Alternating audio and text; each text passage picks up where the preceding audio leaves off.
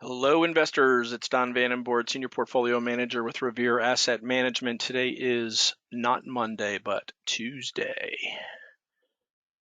February 1st, 5:10 p.m. Eastern Time, coming to you from St. Augustine Beach, Florida, with tonight's Revere Market Insight video.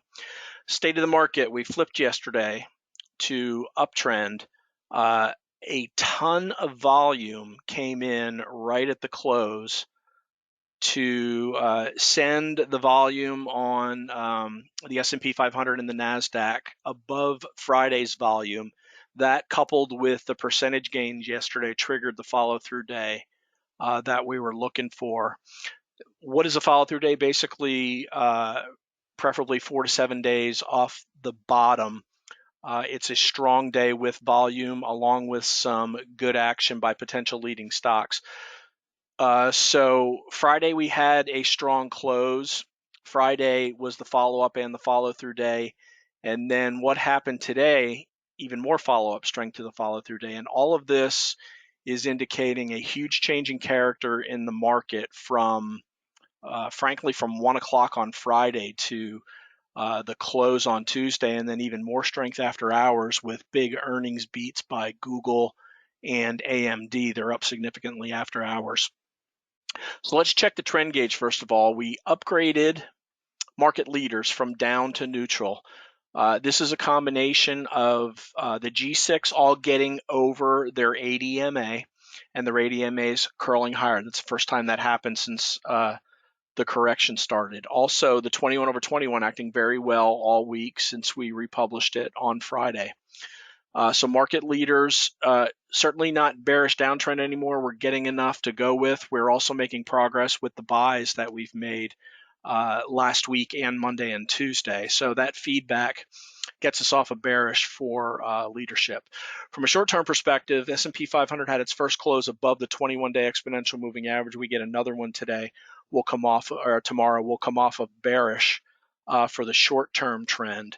Medium term, we're still well below the 50-day moving average on the indexes, and long-term neutral. The arrows were pointing either neutral or bearish. They're now pointing positive across the board based on the strength of Friday afternoon, Monday, Tuesday's action, and we'll see where we go as the week progresses. So the way things are right now, we're going to have a gap up tomorrow morning. Whether or not that gap holds or fades is going to be extremely important, and I'll explain why momentarily. So follow-up strength to the follow-through day. G6 up 1.4%, second day in a row that it has outperformed the indexes. S&P 500 up 0.7, NASDAQ 100 up 0.7, Dow Jones up 0.8, mid-caps up 1%, Russell up 1.1%.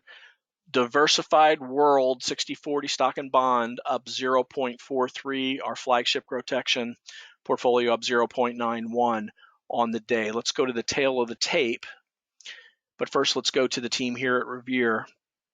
Got out of the way during the 9% drawdown sell-off in the S&P 500 on during January. We turned late on the 28th and the 31st, the last 2 days of January. We pivoted with that and added more exposure today, and I'll detail that momentarily. So if you're interested in this approach, one that protects your assets in downtrends, participates in uptrends, give us a shout. You can email any of us, Dan, Tim, Hunter, Muriel, Alex, or Don at revereasset.com, or call 855-REAL-WEALTH. That's 855-732-5932. Lots of clients joining us in January. Very pleased to welcome them on board. So start off with the S&P 500. Let me blow this up a little bit and go to the tail of the tape. So basically, let's step back.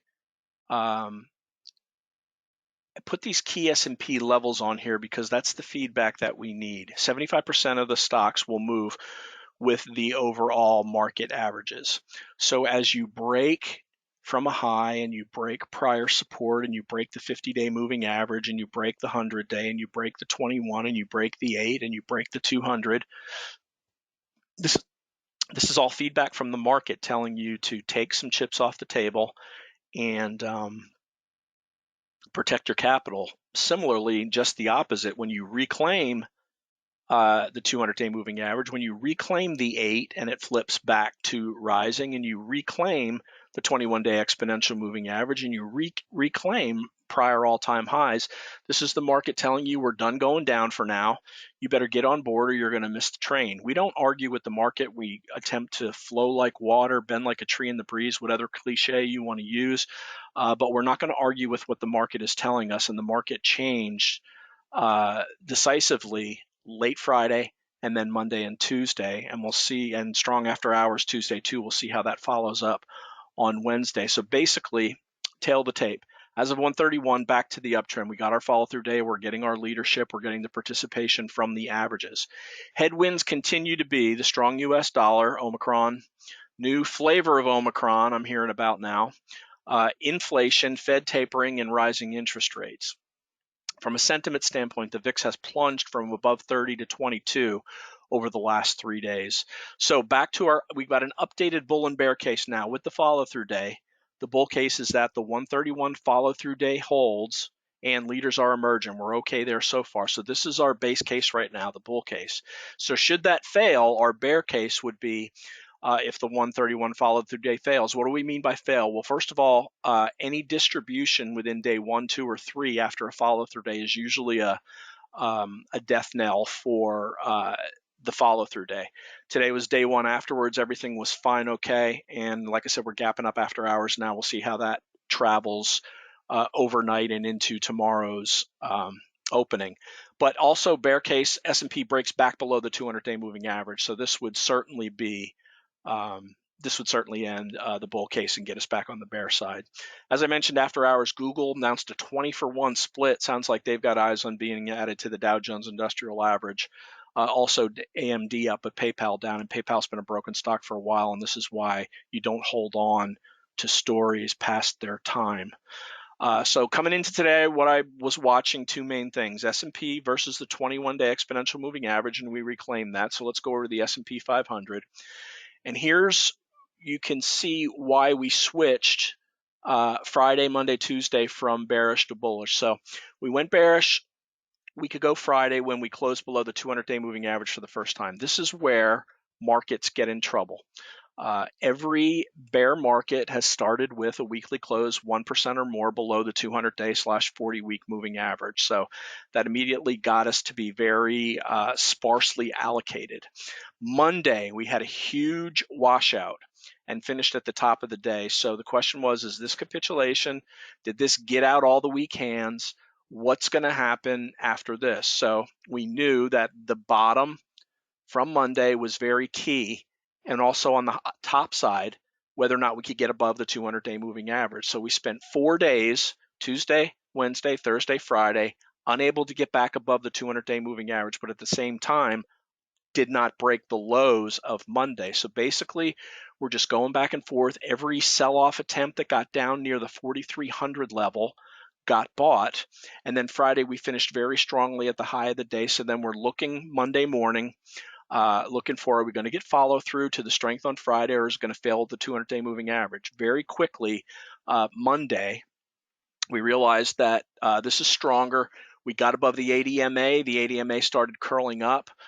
First thing we did immediately was get off the short side. So our SDS hedge, which we were holding while we were under the 200-day moving average, we got off of that and flipped to go long SSO because we've got a very clear stop, less than a couple of percent below the lows of Monday, which also coincided with a break below the 200-day moving average. So we went from 5% short via SDS to, by the end of the day today, 25% long SSO. Additionally, the stocks that we had held, and I'll go through these later, started to continue to make progress. We're green in them. And another buy that we did on Monday, Bros and Apple, both acted very well. And then, like I said, we got above this key 21-day exponential moving average. We want to see what happens tomorrow if we can hold that. That'll be the key thing that I'm watching going into tomorrow. Will the gap up persist overnight? Will it happen in the morning? And will it fade? I would expect any fading to come down and be held by this 21-day exponential moving average, and that's another arrow in the quiver of the bulls. So let's go back. Range day resolved higher into the close. That was today's action. I mentioned how the G6 have all cleared the ADMA. That's further indication that growth is starting to act well again. Portfolio. So we came into the week at 0.14, getting rid of SDS, adding a 6% size in Apple, 15% in SSO, and buying Bros. Got us to 0.7 by the end of the day. Monday, by the end of the day, Tuesday, we added another 10% SSO today, and we trimmed Bros as it was up 15% in a day. You just got to take some off the table when you get that gift. So we're at 0.88% exposure now. So that means the S&P 500 is a 1.0. We're at a 0.88. Second close above the 21, and continued good action by the leaders will continue to add to it. Gold started out strong today, kind of faded. Well, actually, it was okay. Metals, fertilizers, and shippers were strong today. Oil started weak, but really turned around mid-morning. And the defensives were weak today. This gives you more warning about risk on when the risk off sectors are getting weak. So that's money flowing out of the risk off sectors and into the risk on sectors. So let's go to the key levels here now on the S&P 500.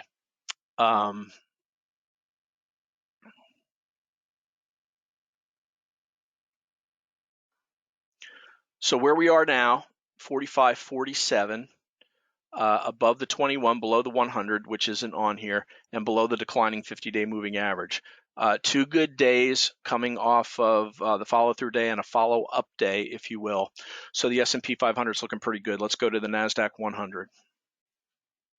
Right into the declining 21-day and the flat 200-day moving average, but look after hours. The NASDAQ 100 is up 0.86% on the AMD and Google good report, shaking off the bad PayPal report, but that's going to take us above the 200 and the 21. So that's another thing we'll be looking for yesterday. Looking for tomorrow? Will the strength hold? Any pullback I would expect to be handled by the 21, which was now flattened out and will turn up, and the 200-day. So any pullback should hold right there. If they don't, well, they should. There's a certain way that bull markets act. There's a certain way that bear markets act, and we're familiar with the behavior, and we can interpret it accordingly and make our decisions based on that.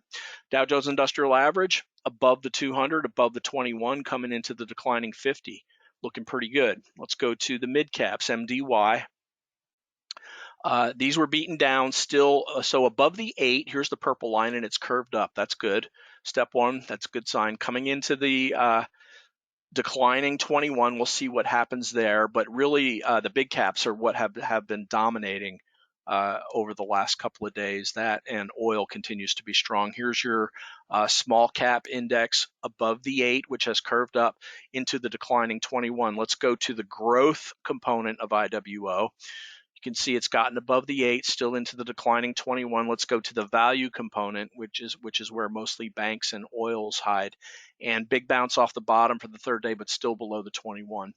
So we're monitoring those G6. We're monitoring leaders. Let's talk about what we own and how it did today. We came in to the week owning CF, had a rough day yesterday, very strong day today. You can see with the volume. Here, look at the three big volume days. Got to pay attention to volume. 3 big volume days. Pulled back and consolidated for 4 days on lighter volume. Above average volume today, up near all-time highs. Perfect volume patterns. Very clear leader, acting well. We also came into the week with Devon Energy. Weekday yesterday as oils consolidated. But again, look at 3 days up in blue. 3 days consolidating on below average volume. Move off the 21, no volume really there today, but a good move off the 21, and on the whole oil patch turned around today. As I said, it was weak early, but finished very strong. So Devon working. We also came in with gold. Gold really not doing a whole lot, just hanging around here off of the lows of its range, but rejected at the 200-day moving average today.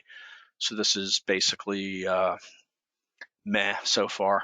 but we've got the cash. It's not dragging. We're slightly down on the position though, as we bought the breakout and the breakout failed. So it's on notice to get punted, let's say that. So then yesterday I mentioned we added Apple. Apple, very strong Friday earnings report. Got it above the 21. Nice follow through on Monday. Monday when it got above the high of that's an inflection point when you have earnings and you have a positive reaction, up 7%, biggest market cap stock, up 7%. That's a big move and a follow through on day 2. That's where we took the position. Nice lower volume consolidation today on Apple. And then we added Bros. This was in the 21 over 21 list, as was Apple. Again, you can see 2 days up, 3 days lighter volume consolidation, shot up through the 50-day moving average and the 21-day yesterday. That's where we took a position, small position, 1.5% size, because this has an 8% ATR, very volatile stock.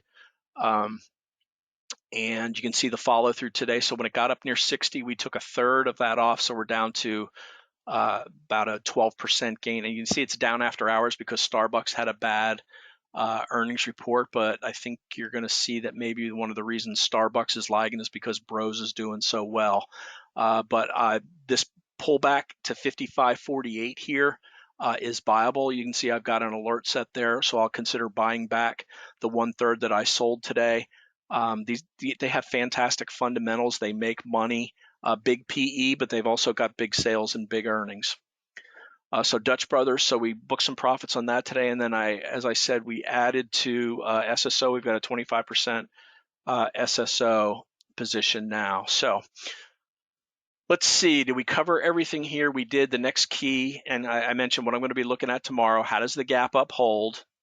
How does any retest of the 21-day moving average, which we got above here, the 21, and this prior all-time high, how does any pullback hold the 21 and the 200, both on the S&P and now on the NASDAQ, because the NASDAQ is going to be above its 200 and its 21-day moving average based on the good reaction by Google. Let's take a look at the Google chart. Google up 8% after hours, so that's going to take it 28.26 above the 50-day moving average, near the top of the range. Very nice action there. And also AMD after hours is up 11.5%, 130. So that's going to take it above the 21, in between the 21 and the 50-day moving average. This 130 was a big area here as far as battling back and forth between resistance and support. So both of those will be on our watch list. One that won't be is PayPal. Getting hammered after hours. Oh, Jesus, down 15% after hours. Let's look at a weekly on PayPal. I mean, PayPal, such a big, fantastic mover for so long, but sometimes when these things top, you just got to get the heck out of the way. It's now been cut in half from its all-time highs at 300, and I bet Square's getting hit after hours too. Based on that, Square down 5%, another one that's been more than cut in half. So you can't overstay your welcome in these growth stocks. I learned that in February and March of last year. So I believe that's going to wrap it. As always, love to hear feedback from you. Email don@revereasset.com, the phone 855-REAL-WEALTH. The keys are how the gap up tomorrow and any pullback toward the 21 and the 200-day on the NASDAQ 100 and the S&P 500 are handled. That's what I'll be watching, as well as additional strength in what stocks. The 21 over 21 list, if you check Friday's video, they're all, for the most part, acting very well. That's our hunting ground for tomorrow. So wrapping up Tuesday, February 1st, this is Don Vandenbord telling it like it is. Thanks for listening and have a great day.